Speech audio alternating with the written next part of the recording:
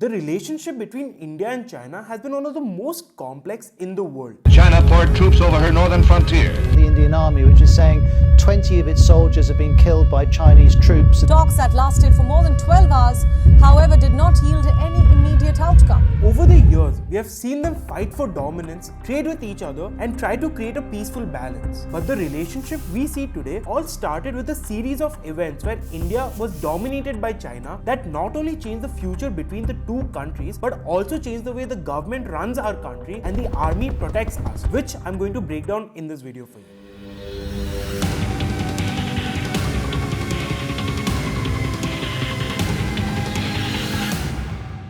The relationship between China and India started with cultural and economic exchange during the ancient times. The Silk Road was of course a major trade route between the two countries, but it is also credited for the spread of Buddhism from India to East Asia. In the 19th century, China was involved in the opium trade with the East India Company, who exported opium grown in India to the other parts of the world. During World War II, Republic of China and British India played a crucial role in slowing down the progress of Imperial Japan. After the independence of India in 1947, it established a relationship with the Republic of China. The modern-day Indo-China relationship began in the 1950s when India became one of the first non-communist countries to formally break relations with the Republic of China and recognize People's Republic of China as the only government for mainland China and Taiwan. You can check out a video on the China-Taiwan issue to get a better understanding of this. India was so keen on maintaining good relations with China that the two countries even signed the Panchashil, or the 5 principles of peaceful coexistence, in 1954.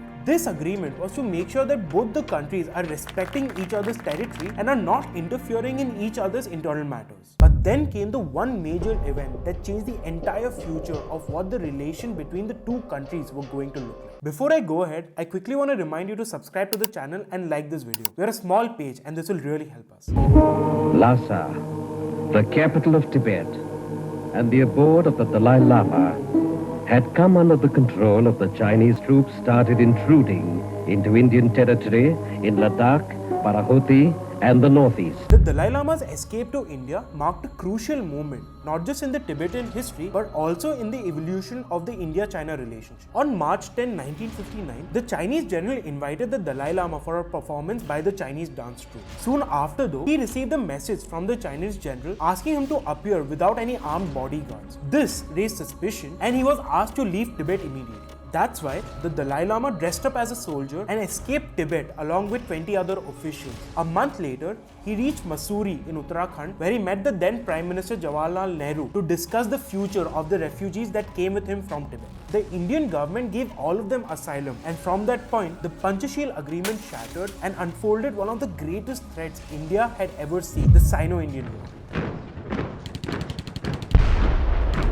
China saw India as a threat to its rule of Tibet, which became one of the most prominent reasons for the start of the Sino-Indian War. Throughout the summer of 1962, China and India fought several times to gain control over the disputed areas. On October 20th, 1962, the Chinese army invaded the Himalayan border region in Ladakh and caused destruction to the Indian army. India never suspected that China would ever launch an attack, but it did. This belief led to India not being prepared, and this resulted in a standoff between 10 to 20,000 Indian soldiers and 80,000 Chinese.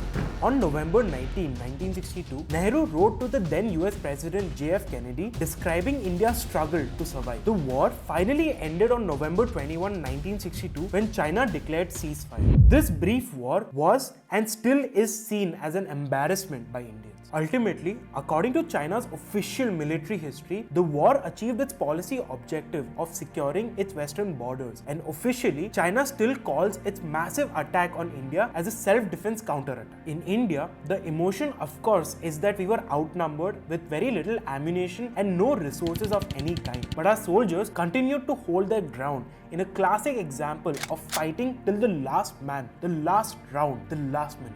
immediate impact on India was to put an end to the Nehruvian era in Indian foreign policy, which was a period dominated by the ideas of Prime Minister Jawahar Lal Nehru. It proved that Nehruvian policy cannot safeguard India's security and that defense and military power should have been the priority for us. It showed that at the time of an attack, a neutral and a poorly armed India can neither rely on its own military power nor its allies. It is 2022, 60 years later, and India is no more an easy cakewalk, and China knows this very well. But the Sino-Indian War is a major event in the foreign relations of both these nations. In short, the 1962 war represented a turnaround time for India's foreign and security policy, the consequences of which are still felt today.